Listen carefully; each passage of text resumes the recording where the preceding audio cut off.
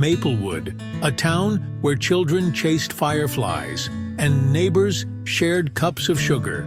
Life moved at a slower pace. Smiles were genuine, waves were friendly. The air held the sweet scent of freshly cut grass and the laughter of children playing. The picture of idyllic, small-town America. And, nestled in the heart of it all, the Carter family. John, the charming husband, Sarah, the devoted wife, and their darling daughter, little Emma, her laughter as bright as the summer sun. To the outside world, they were the perfect family. They were the envy of many. John, with his easy smile and charming demeanor, was a pillar of the community. He volunteered at the local soup kitchen and always had time for a friendly chat. Sarah, a talented artist, poured her heart into her paintings, capturing the beauty of their seemingly perfect life. Emma, a bright and bubbly 3-year-old, was the apple of their eye. Her infectious laughter echoed through their spacious home. They were the embodiment of happiness, or so it seemed. But beneath the surface, a darkness lurked. The change was gradual, like a creeping vine slowly engulfing a rose bush. Sarah noticed it first, a flicker of fear in Emma's eyes when John raised his voice, a sudden silence when he entered the room. John, always the jovial one, became withdrawn. His laughter, once a familiar sound, became a rarity. He started keeping late hours, the smell of stale cigarettes clinging to his clothes. Sarah tried to rationalize his behavior. Stress at work, she thought. He just needs time. But deep down, a seed of doubt had been sown. The shadows grew longer, the nights colder. The once happy home was shrouded in a palpable tension.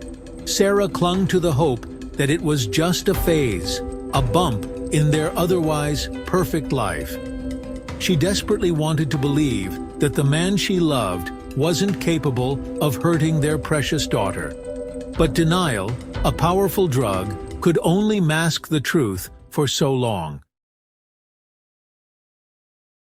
The basement, once a place of childhood games and laughter, became Emma's prison. Every night, John would banish her to the cold, dark confines. The creaking of the floorboards above her head became her nightly lullaby. The only light came from a single, flickering bulb, casting long, eerie shadows on the damp walls.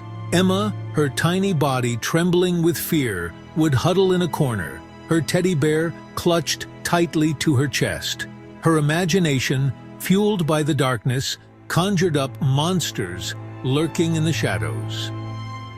Her pleas to her mother went unanswered. John had warned her to stay silent. And so, night after night, Emma endured her terrifying ordeal, her innocent spirit slowly being crushed under the weight of her father's cruelty. The darkness of the basement mirrored the darkness that had invaded her young life. One night, amidst her tears, Emma remembered something her mother had taught her. If you're ever scared or in trouble, call 911. Her tiny fingers, shaking with fear, punched in the numbers on the toy phone she secretly kept. "My daddy is being mean," she whispered, her voice choked with sobs. "He puts me in the basement." On the other end of the line, a calm, reassuring voice took over. The wheels of justice, set in motion by a child's desperate plea, began to turn.